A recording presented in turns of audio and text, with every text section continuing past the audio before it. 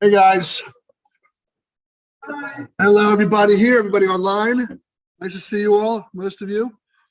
I see some names but no faces, but I see a lot of smiling faces. Nice to see you guys. So you guys know me. I'm Scott Gallant, S. Gallant Law. This is my partner, Steve Feinstein. Steve started working with me. Yeah. Did you guys, yeah, I know. You did. Oh, at the last convention, the one in January. Did you guys see our video yet? They're running videos throughout the day. You guys didn't see? Okay, a little bit easier because we explain who we are. But you guys know who we are. We do a lot of legal for you guys, and we're thrilled to be here, and we're thrilled to be teaching this class. This is called Adjusting in the Law, which is really just a hodgepodge of stuff. You know, we're going to talk. Steve's going to talk. I'm going to chime in a lot. Steve is much smarter than I am. So he's going to talk. You know, when I talk, you may be getting the right answer. You may not be getting the right answer, but you will get an answer. That I promise you. You know, we're going to have questions. You know, if you have something pressing, I guess they can raise their hand, Trish. But we'll also have a question and answer period at the end if we have time. We don't, you know, Steve and I could probably talk for days on this topic because it's what we do. But without further ado, I'm going to bring Steve up here. I'm going to hang out over here. I'm going to chime in with, you know, joke every now and then, or, you know, something that he messes up. But other than that, you know. Good morning. First thing I want to address, first of all, I want to say we are going to have a question and answer period anytime, and I don't want to limit it to the topics that I'm talking about. If you have any questions on any subject relating to the law, feel free to ask those when we're finished with the primary two areas that I'm going to be talking about today. Now, the first thing I want to address is the fact that after doing this for 15 years, almost exclusively, I have found one truth to be consistent, and that is that when you recommend or refer our firm or refer a case to a lawyer, the clients do not see us as their lawyers. They see us as an extension of the public adjusters.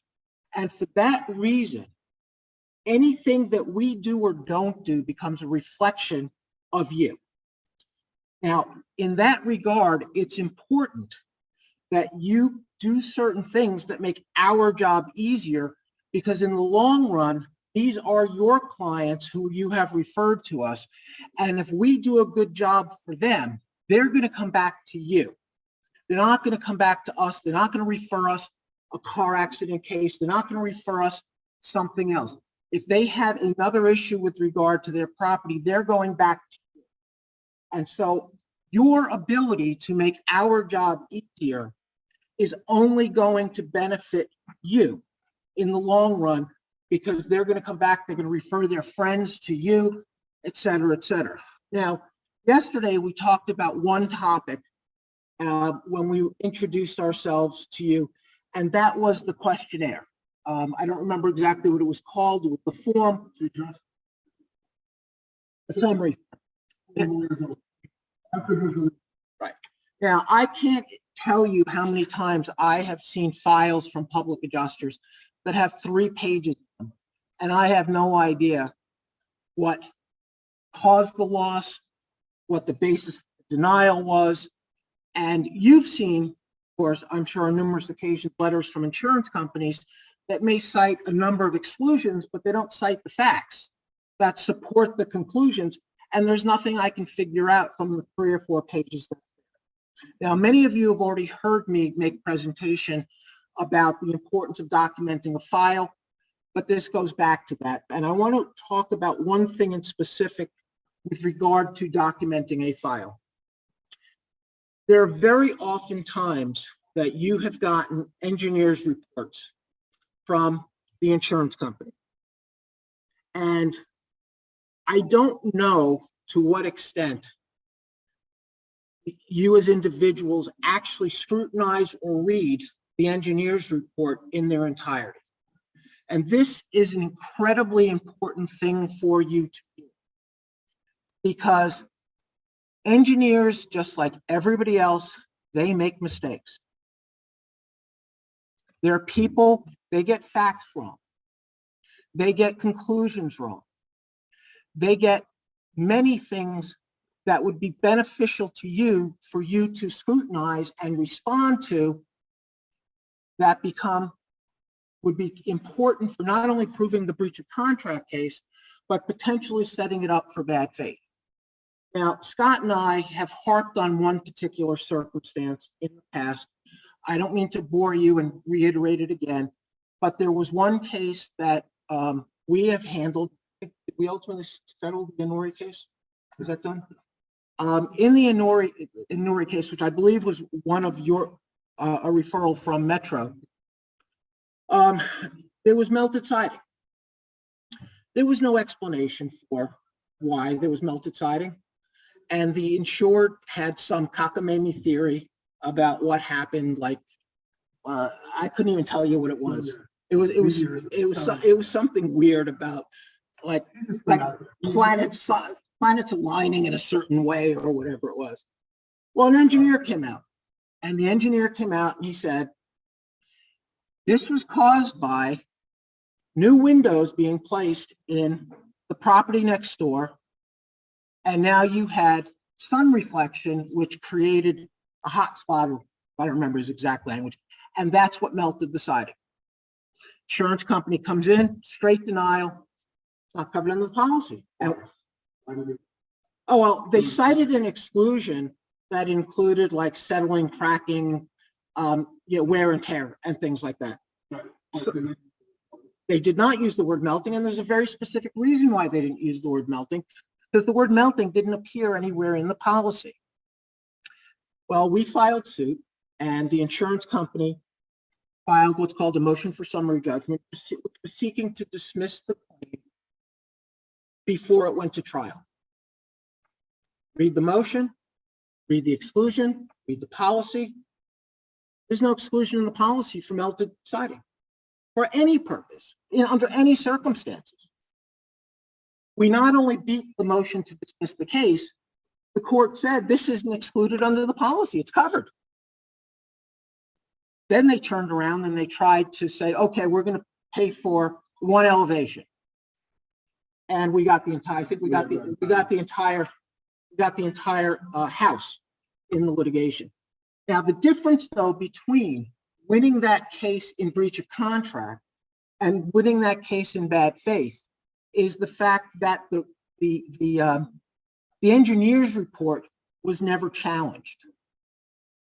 If the engineer's report had been challenged and a letter from the public adjuster had come out and it said, hey, there's nothing in the policy that says melting is an excluded cause of loss under the policy. Now, keep in mind, this is only significant for an all risks policy. If it's a named peril policy, this wouldn't work. But in an all risks policy, if it's not excluded, it's covered.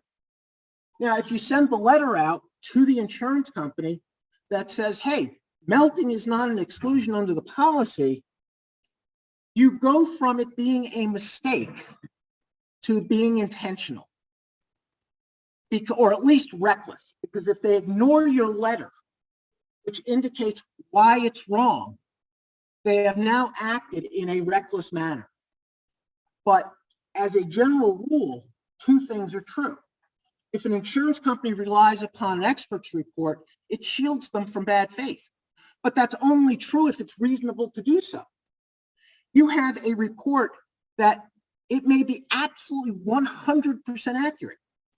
It just didn't support a denial of the claim. And if it doesn't support a denial of the claim, you can't rely upon it to deny the claim. Yes, you have a question?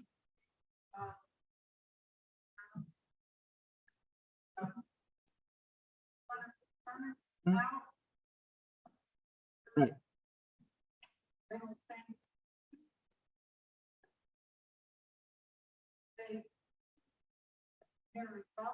Well, we don't have, there's something that's required in order for us to sue the engineer. There's something it's a legal term called privity of contract. And it's also, and since there's no contract between the insured and the engineer, there's no basis to sue them for breach of contract because there was no contractual relationship. And also, they don't have a duty to the homeowner. They have a duty to the insurance company because the insurance company is the one who hired them. So there's no, since they don't have a duty to the homeowner or the property owner, then there's no basis to sue them for negligence. As a matter of fact, you raise a good point because if you recall, under Superstorm Sandy, there were actually a number of fraudulent engineer reports that came to light. There was a class action suit brought in New York where they sued the engineering companies for writing these fraudulent reports. It was dismissed for exactly the reasons I just gave you. There was no privity of contract. The duty was owed to the insurance company, so there was no theory under which you could bring an action against the engineering company.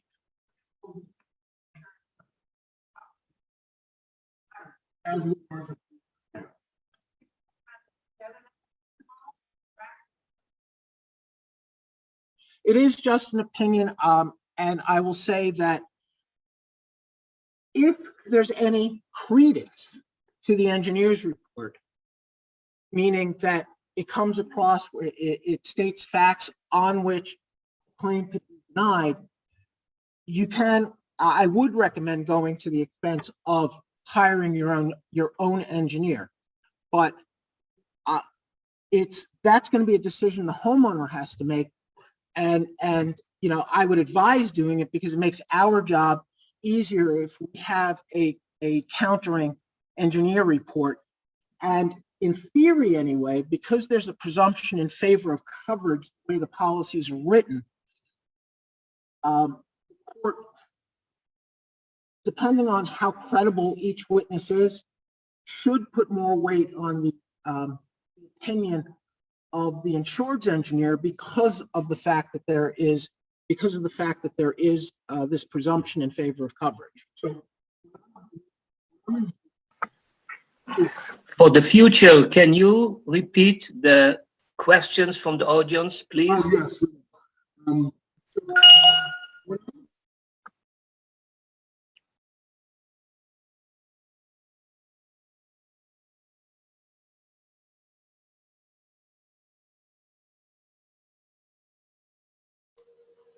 Everyone just got muted. Okay. That's good. So because we can't get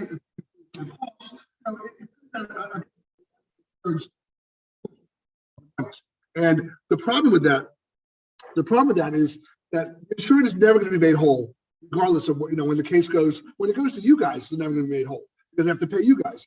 They got to pay us. So they're never going to get 100% of what they're owed. And I think it really stinks. But I always tell the judge, I don't need an expert, because I got their expert.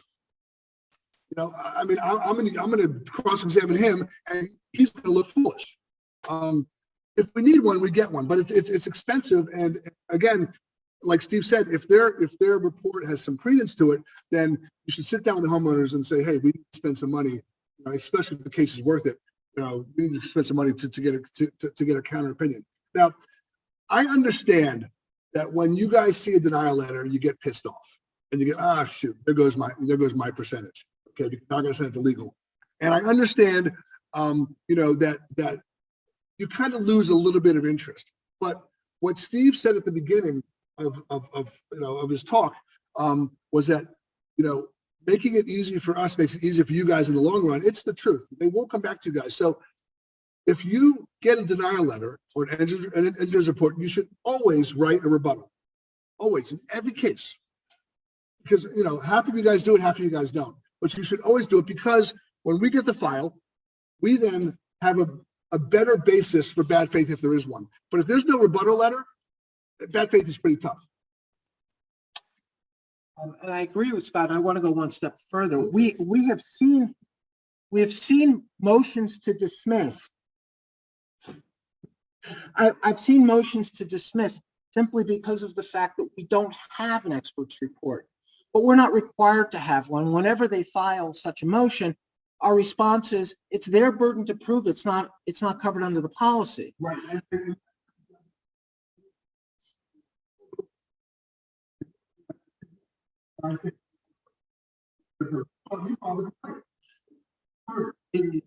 Again, there's a presumption in favor of coverage, and they have the burden to prove that it's not covered under the policy or that it's excluded under the policy. Yes.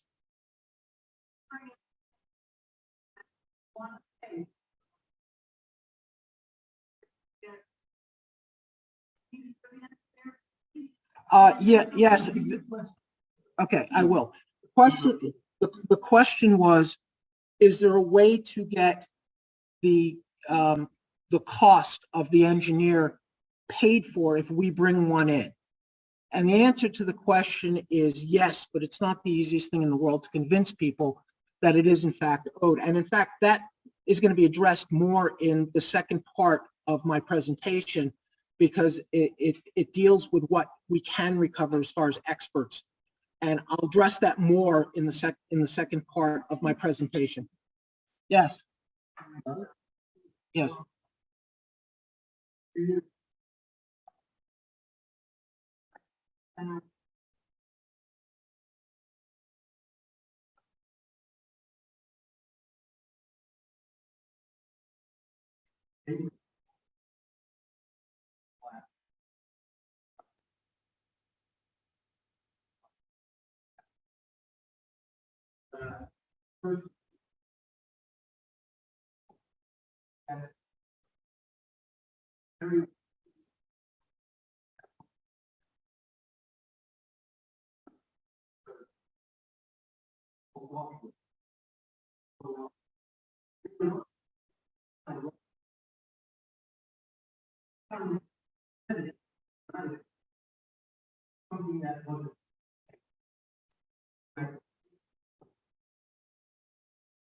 Well, that's the significant part. And in fact, the second part of this portion of the presentation deals with that exact issue, which was, we just recently got in a motion to dismiss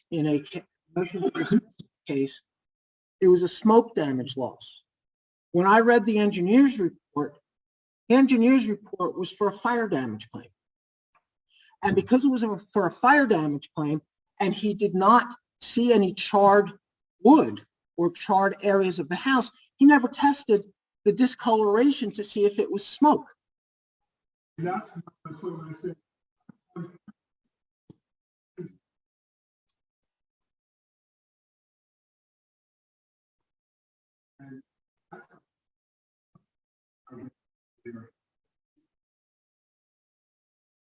But if the public adjuster involved in that claim had sent out a letter saying, on what basis are you denying this claim on an engineer's report that investigated a fire damage claim when it was never submitted as a fire damage claim? Clearly, the engineer screwed up. And if you compare engineering reports from the same engineer in different claims, you're going to see a lot of the same language, by the way.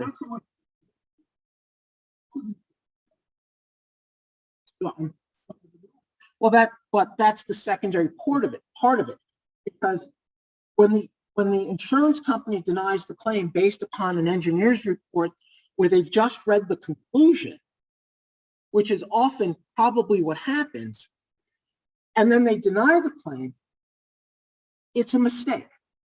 If you send the letter that says, how can you possibly deny a claim for smoke damage based upon a report that says there's no fire damage, because it was never submitted as a fire damage claim? Now, if they then ignore it, now you have a basis for bad faith. You also potentially have the basis for bad faith if they send you a letter, well, we're sticking with our denial. Or you have the basis potentially for bad faith if they then turn around and make some cockamamie response, because there's some courts that have called this kind of thought process a mindset of denial. The hardest thing for people to do in any walk of life is to admit that they made a mistake. So what they do is they justify their mistake and then they make the mistake worse. Now you have a potential for bad faith. It's not just a breach of contract claim. You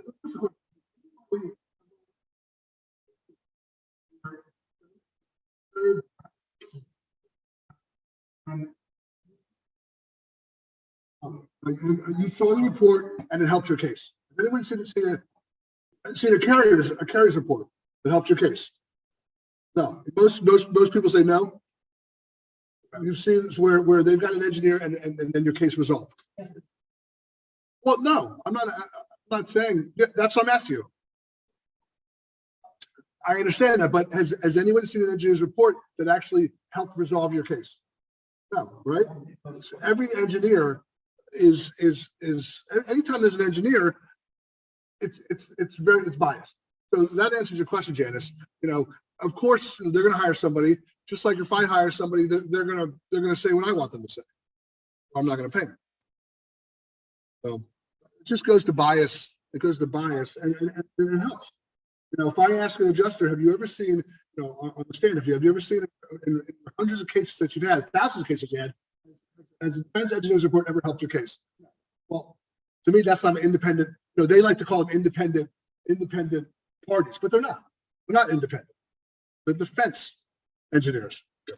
Now, there's a case out of the Eastern District, and I'm not sure if there's a similar case in New Jersey. A case out of the Eastern District called ITEA, and it's not a property damage claim, but it was a person who was getting disability benefit, and the disability the person who was adjusting the disability claim sent this person to a doctor for the purposes of determining whether he's disabled or continuing to be disabled. The letter from the insurance company to the doctor sent photographs of the property damage that was minimal, and in sarcastic terms said, "Can you believe somebody's claiming they're disabled as a result of this accident?" I don't know how, but the plaintiff's counsel got hold of that letter, and the court said not only did the insurance company not rely upon a report that was based upon, in part, based upon information where the insurance company tried to sway the opinion of that doctor, but also relying upon such a report, knowing that it might be biased, was in and of itself evidence of bad faith. So the mere fact that you get an engineer's report or any expert's report that's contrary to your case does not shut things down. I personally suggest that you get and ask for copies of the CVs of the engineers, make sure their license is current. I suggest that you do whatever research you can, even if it's just on the internet, to find out if the person is a currently licensed engineer, if there's anything to find out about.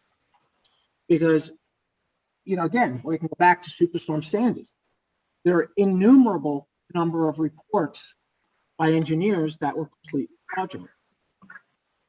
They were rewritten. They weren't, the engineer at the scene was not fraud.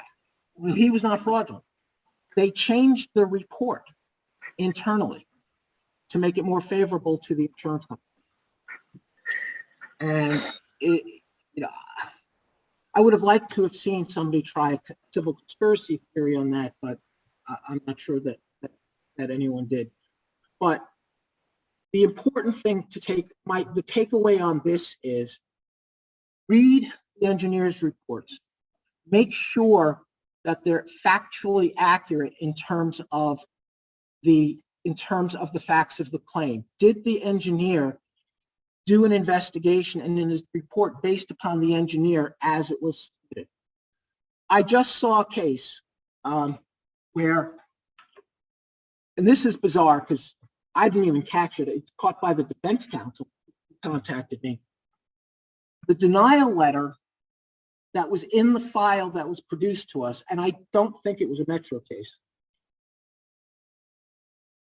was when I read it, I'm like, this is bad faith.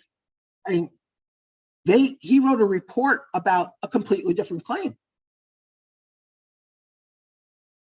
And that was the problem. He did write a report about a completely different claim that I didn't know about. There had been a second claim that had been submitted, and the public adjusters put the denial letter from the second claim into the content, into the file that was given to us. Now I'm sitting there going to the other attorney, well, look, if you don't settle this, I'm going to amend the complaint to add bad faith, because this has nothing to do with our loss. And he contacts me and said, yeah, you're right, it doesn't mean this loss, it has to do with another loss that was submitted. And I said, oh, okay. But it also meant there was a denial letter from the, and he's negotiating a settlement with me because that claim, the second claim, apparently was never denied. But what happened internally was the public adjuster read a denial letter or saw a denial letter, said they're not going to pay this claim, never waited for a denial letter or a coverage letter for the claim that was being adjusted, and sent it off to counsel to litigate the case. Now, I have no problem litigating that case, but that is a case that probably could have been handled at the field level without ever going to litigation. So I'm going to switch topics now. Microphone. Totally. How many of you do cases in Jersey? Most everybody. Okay. Now, real quick, we're going to explain to you guys again for the 100th time, because I need it explained to me all the time, the statute of limitations issue in New Jersey. And look, you're all shaking your head because it's very confusing. Now, the carrier, which really pisses me off, when they write the denial letter, at the end of the letter, they say, oh, by the way, you have 1 year from the date of loss to file a lawsuit. Okay, that's very misleading and not the law in New Jersey. Yeah, well, yeah. I mean, now we'll do it slowly. It's really not that difficult. Yeah. Okay. Oh, yeah, you're right. It's a little complicated. Now, Okay. So, is it law? it's case law. Okay. It's case law. No, it's not policy. Now, you have to understand what the court did is that they interpreted the word loss, not mean the date the event happened, but the day the breach happened. The day the breach happened is the day that there's a denial letter. So the court has come to the conclusion, New Jersey courts have come to the conclusion that the suit limitations provision doesn't begin to run until the claim is denied. Denial. The denial has to be unequivocal, meaning that if the insurance company says, if you provide us with additional information, we may take another look at this, that's not unequivocal. That's not a denial letter for the purpose of the breach. But it's even a little bit more complicated than that, because they subtract from the time period, the 1 year, the delay between the event happening and the time that it was reported to the insurance company. Sure. Then how does February 1st?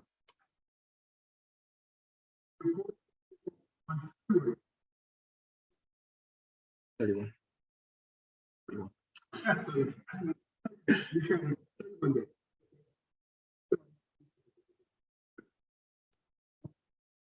The denial letter comes out on March 1st. On March 1st. Okay, that means that you have 1 year from March 1st, less 30 days. You have 11 months, March 1st. Right.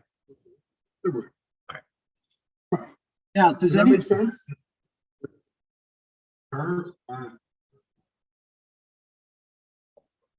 Yes. Well, assuming it's a, From the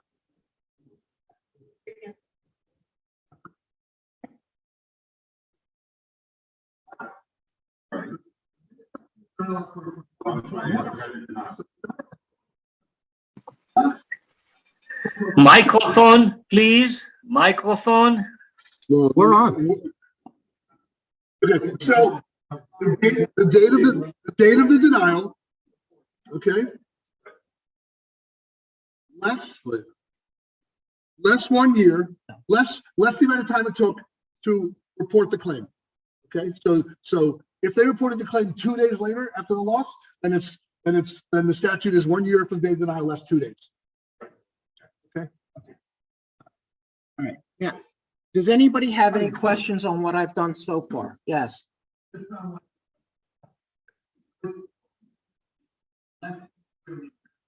No. We can only be 1 year. It could be 1 year from the day of the loss. If they report it on the same day, they get the denial the same. It's not, it's more than a year. It's more than a year. This doesn't apply to Georgia.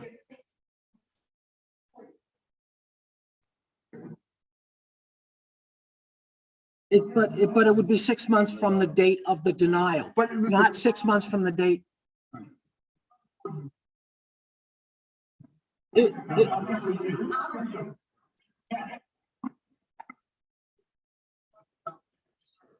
Yes. Well, the tolling is the period of time that they're doing the investigation.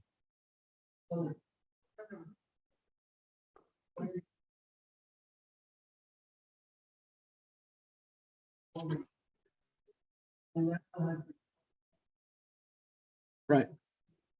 Nothing to do with the public adjuster law.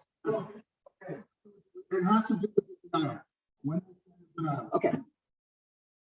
Doesn't have anything to do with when the public adjuster gets involved unless the first notice is from the public adjuster. If the insured reported it earlier than that, then it's actually better because you're not giving them, they don't get the credit for as long a period of time.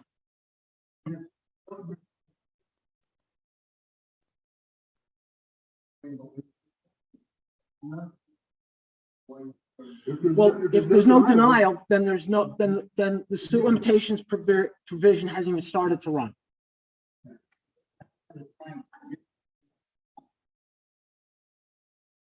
Well, are we talking about a phone denial or are we talking about a written denial? If it's a written denial and it's unequivocal, then it's going to run from that date. Doesn't matter. Doesn't matter. Denial letter. That's what the statute says.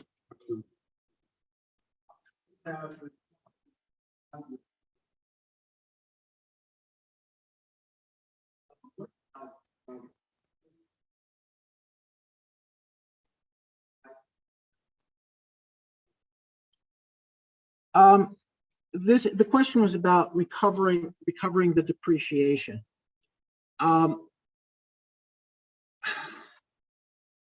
Well, in the circumstance where there is recoverable depreciation, there probably wasn't a denial letter. There may be a partial denial letter, but there wouldn't have been a denial letter as it pertains to the covered portion, obviously covered portion of the claim, and it's the only thing that withheld depreciation would be on.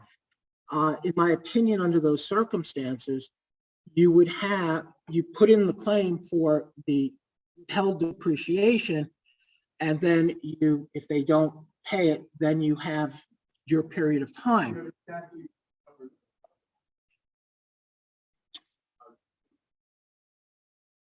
Well, Allstate has 180 days.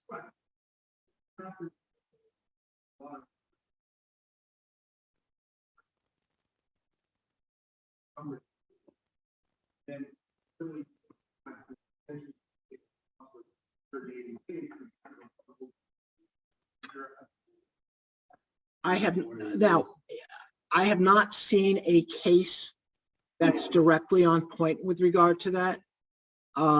I have taken the position that a suit limitations provision cannot apply until there is a breach. Even in Pennsylvania, I've taken that position, because otherwise you'd be in a position where every claim you'd have to file a suit on just to protect the suit limitations provision. Now, I tried this in the Eastern District and I lost.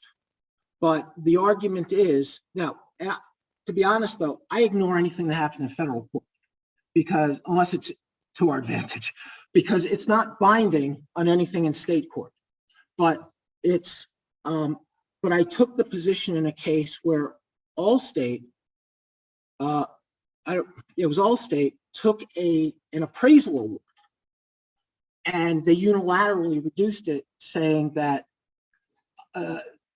this isn't covered under the policy, or something to that effect. And I sued them for breach of contract bad faith. It was in Pennsylvania, the suit limitations provisions do literally run from the date of the event, the occurrence, and this was after the 1 year, and the 2 years. That's 2 years from the date that that event takes place. But and you know, my position was, hey, unless they wanted to say before the appraisal that this isn't covered under the policy and we're not going to pay for it, once the appraisal award came in, it was binding, and they couldn't unilaterally reduce it by $25,000. And the court dismissed my action because it was beyond the 1 year suit limitations, even though the breach that happened, if there is a breach, didn't take place until after the 1 year. And to me, that it can't possibly be accurate, because otherwise we'd have to file suit in every case to protect the client from something that hasn't happened yet. And to me, that's almost the definition of a frivolous lawsuit. Well, I'm suing in advance of the breach happening in anticipation that it's going to happen. It would just make our side like ridiculously expensive to file lawsuits that we have no idea if there's ever even going to be a breach. Okay, so what if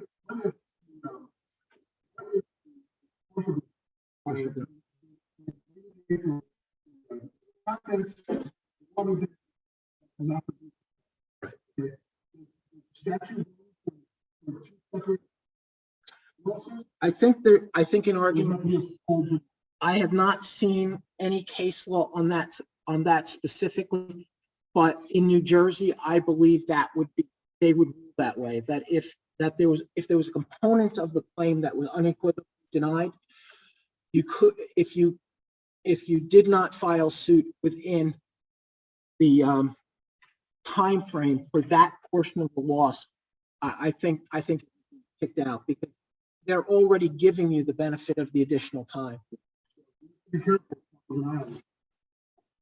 But to be fair, I have not seen a case with that specific facts, nor have I looked for one, because it hasn't been presented. Yes, I'll come back to you.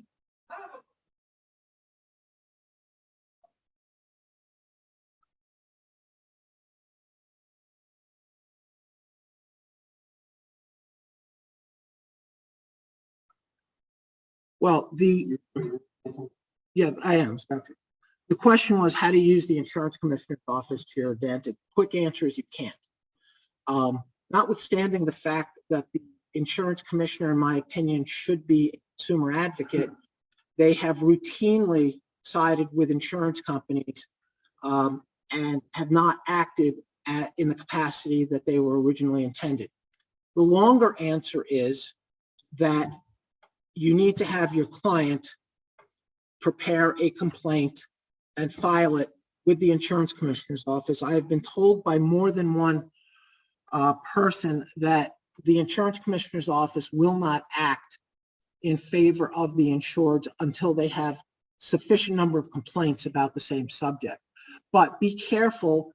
I do know a public adjuster in Pennsylvania who was accused of practicing law without a license because he had filed the complaints on behalf of his clients to make sure that it's the client themselves who files the complaint. And I'm sorry.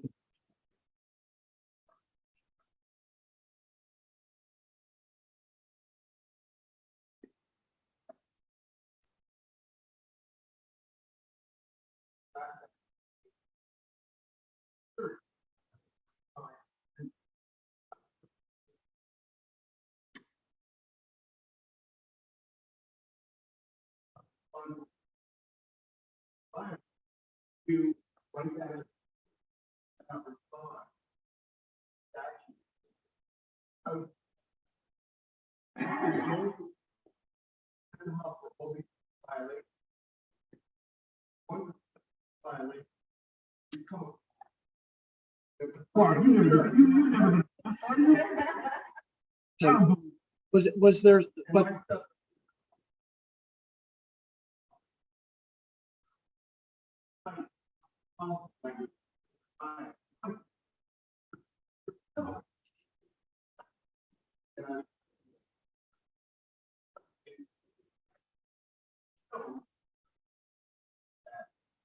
now, I'm going to say though, that I have read the statute that you're talking about in multiple states. It's almost verbatim the same in every jurisdiction. But and one of the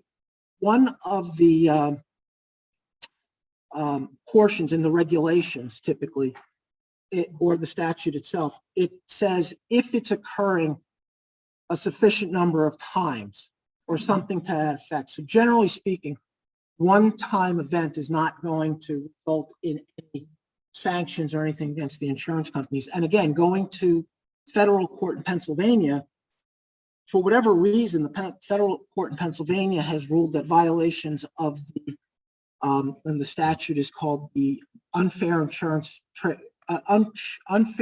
Settlement Practices Act or something like that. They've said it's not even evidence of bad faith in the Eastern District, which is why I continue to say they're meaningless unless they're in our favor. Any more questions on this subject?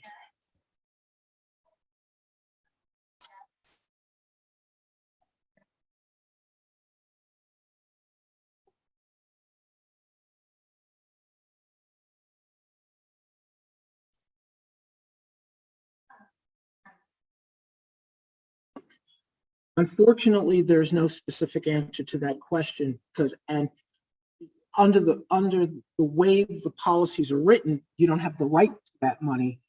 And in my opinion, and I've seen worse than that, I've seen where they will withhold the depreciation on a component by component basis, even though the estimate withholds it on a component by component basis.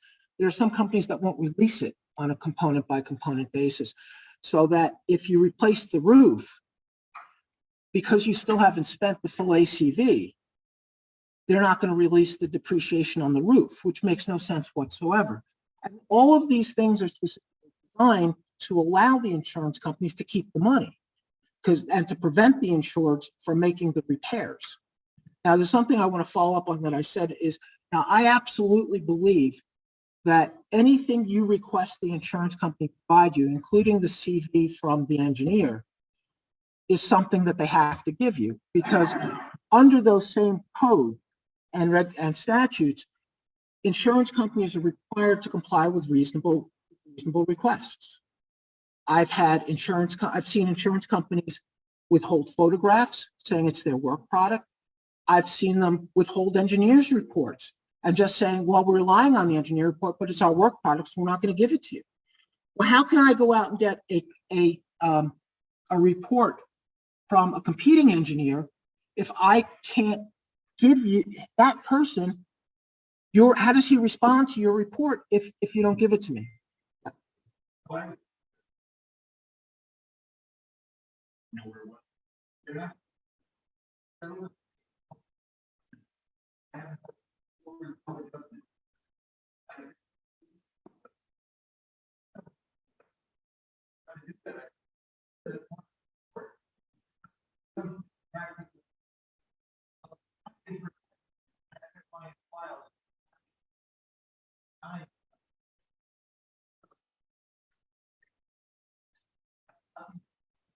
In my opinion, yes, but because they're not going to cooperate with that, the only way you're going to get them is in litigation.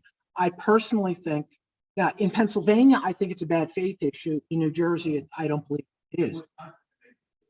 Well, I don't know. I can't speak for that state.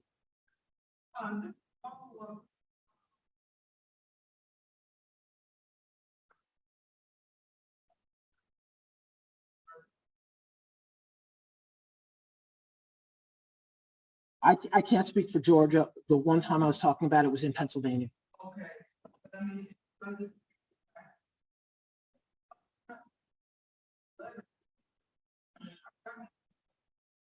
I think that as long as you're getting okay responses, do it the way you're doing it. But if they complain about it, just switch it over.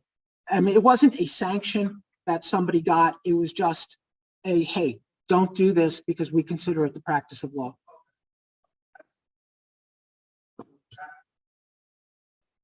Right.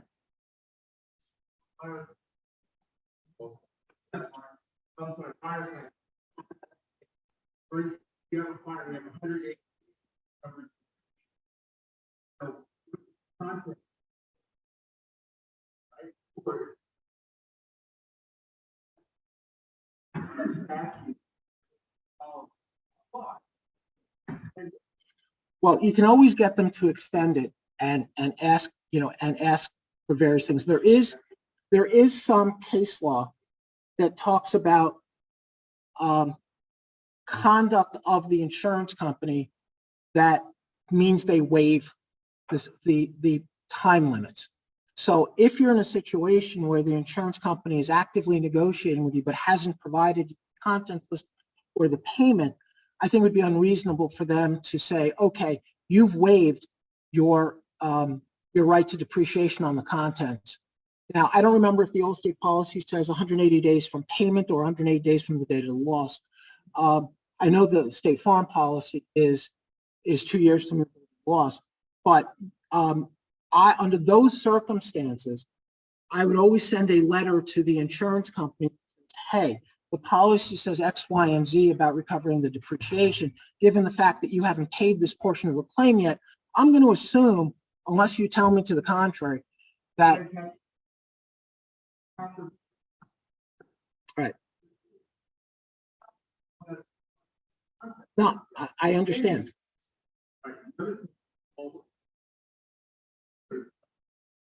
Right. Well, that's what I was talking about earlier about how you shouldn't be in a position where you're forced to sue somebody in advance of the breach. But it is a catch-22, and I don't know how to answer that question because I haven't faced it exactly. But I do want to touch on this other subject that I want to discuss, and it's relatively brief. So, and it's something that I want to try and start advocating for. You all know that in most insurance policies, if you bring in a contractor or if you bring in an engineer or a plumber to help prove your claim and coverage is afforded, the insurance company is obligated to reimburse your insured for the cost of that expert. Well, I have taken the position in the past, but I have never really strongly pushed it, and I want to start to push it in the idea that if you take on a claim after, this is important, after a coverage decision has been made, whether it's a partial denial, or a full denial, it is going to be my position going forward that your fees are recoverable from the insurance company because you're no different than an engineer, contractor, or a plumber.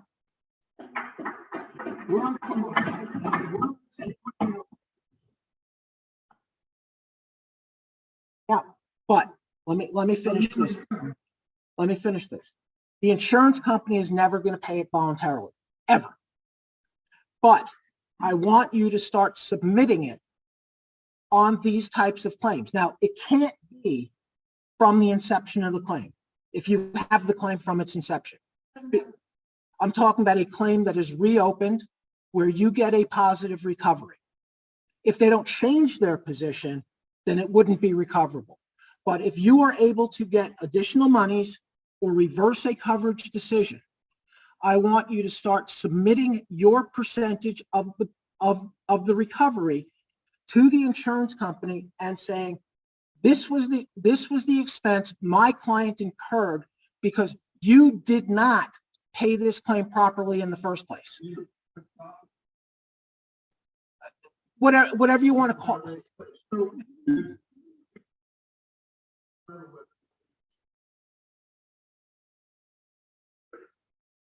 Right.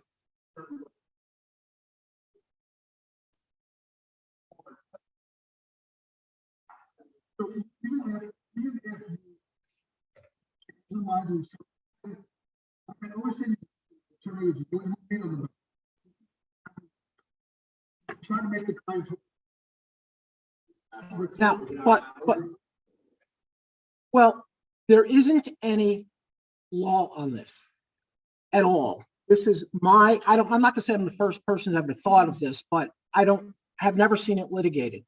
When it comes to attorney's fees, there's something called the lodestar basis, which is no matter if we have a contingency fee agreement, if we recover attorney's fees in litigation, it's based upon the number of hours that we spent times a reasonable rate. You have a contract, it's contingency fee. You're not allowed to charge people by the hour. But in my opinion, if you're charging 35%, and I've seen people who have taken on claims that have already been decided and whatnot at a higher rate because they're not involved from the beginning.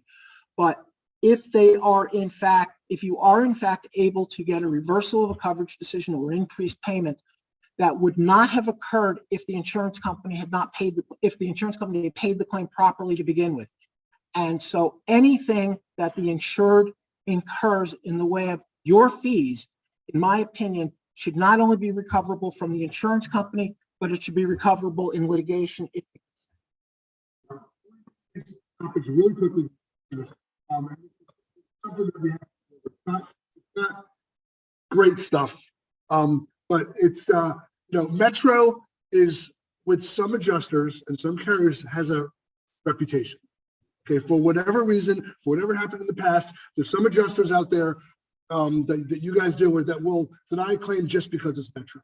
Okay, now it's very important that you guys document the file. Like Bill and I talked last week. We had a case where Bill told me that this adjuster said to him,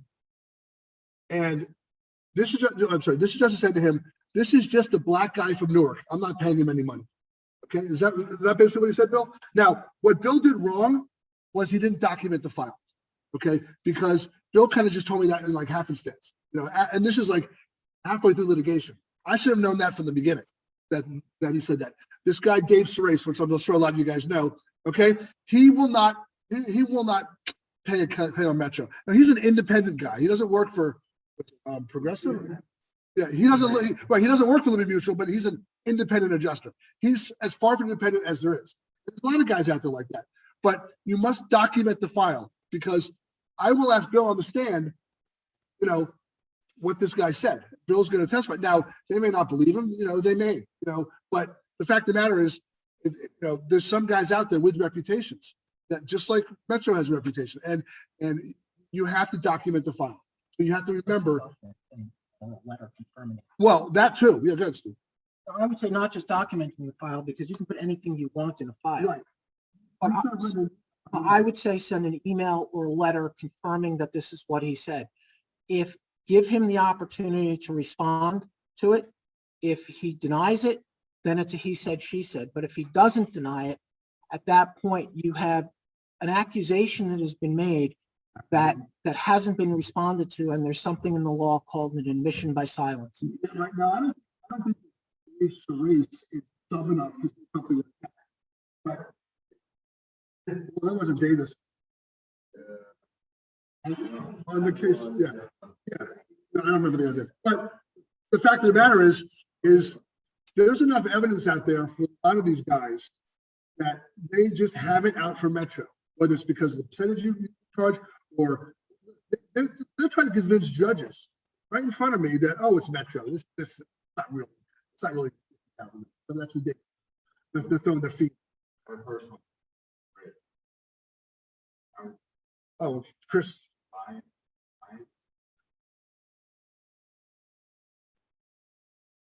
Oh, the Metro employee, right? I've had my own. So follow up with.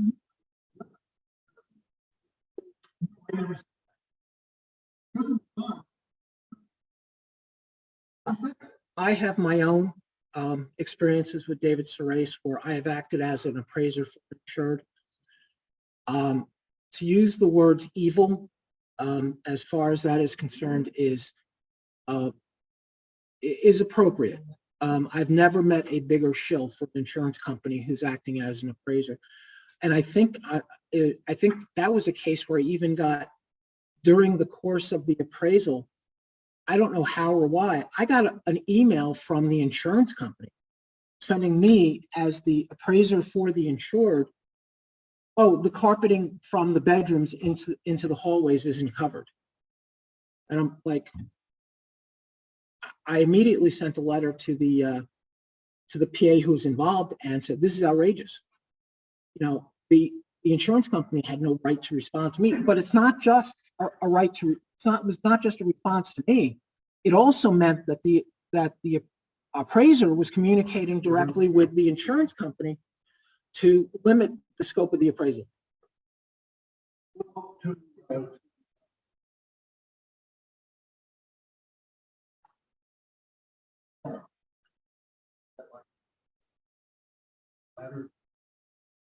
I would send it a letter with a copy of your fee agreement and saying that as a result of your failure to properly adjust this claim in the first place, my client has incurred the following, and we expect it paid.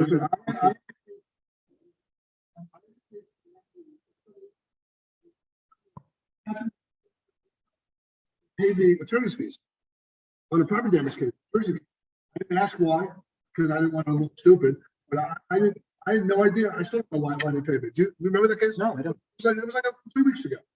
They paid Less me. than a week ago. They paid me extra money for attorney's fees. Actually, $4,000.